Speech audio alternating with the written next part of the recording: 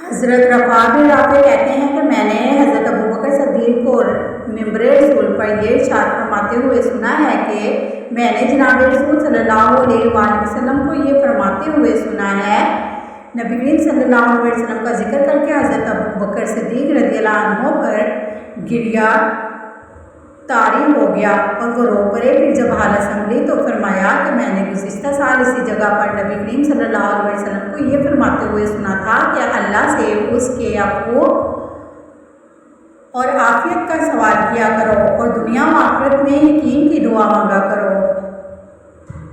حضرت ابو طفیل رضی اللہ عنہ فرماتے ہیں میں نے رسول اللہ صلی اللہ علیہ وسلم کو جرانہ میں دیکھا۔ آپ صلی اللہ علیہ وآلہ وسلم کے پاس ایک خاتون آئی۔ میں ان دنوں چھوٹا بچہ تھا۔ وہ خاتون رسول اللہ صلی اللہ علیہ وآلہ وسلم کے قریب آئی۔